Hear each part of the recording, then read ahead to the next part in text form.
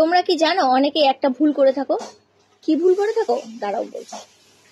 ভুলটা হচ্ছে এটাই যে তোমাদের যখন ফেসবুক থেকে কোনো ভিডিও পোস্ট করো তখন কিন্তু তোমাদের ওই পোস্টের মধ্যে কোনো কমেন্ট আসলে সেই পোস্টের যখন কমেন্টটা তোমরা দেখতে যাও সেই ভিডিওটা কিন্তু তোমার মোবাইল থেকে অন হয়ে যায়। সেই ক্ষেত্রে কি হয় জানো, তোমার নিজের ভিডিও যদি নিজের মোবাইল থেকে অন হয়ে যায় তোমার কিন্তু ভিডিও রিচ কমে যায়, সেই ক্ষেত্রে ভিউজও কমে যায়। তো সেই কারণে তোমরা কি করবে সেটা আজকে তোমাদেরকে বলে দেবো। সবার প্রথমে তো তোমার অটো প্লে যে ভিডিওগুলো আছে, মানে অটোমেটিক প্লে হয়ে যায় ভিডিও, সেটাকে প্রথমে বন্ধ করতে হবে।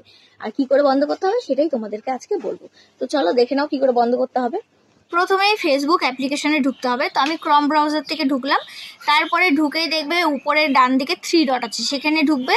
তো যারা অ্যাপ্লিকেশন থেকে ডাইরেক্ট ঢুকবে তারা উপরে সেটিংস অপশন পেয়ে যাবে। তো আমার সেটিংসটা নিচে ছিল, তো সেটিংসে ঢুকবে। ঢুকার পরে এখানে দেখবে মিডিয়া অপশন, একটু নিচের দিকে নামলেই পেয়ে যাবে। তো মিডিয়া অপশনে ঢুকে দেখবে একদম নিচের দিকে অটো প্লে যেটা, সেখানে দেখো 3টা অপশন আছে। তো আমার কিন্তু উপরেরটা করা ছিল যে মোবাইল আর ওয়াইফাই দুটোতেই আমার অটো প্লে হবে, তো আমি সেটা বন্ধ করে নেভার অটো প্লে করে দিয়েছি। তো তোমরাও নেভার অটো প্লে করে দেবে, তাহলে কিন্তু তোমার ভিডিও আর অটোমেটিক প্লে হবে না। তো অনেকের সাথে সাথেই কাজ হয়, অনেকের আবার কিছুক্ষণ সময় লাগে এই অ্যাপ্লিকেশনটা সেট হতে।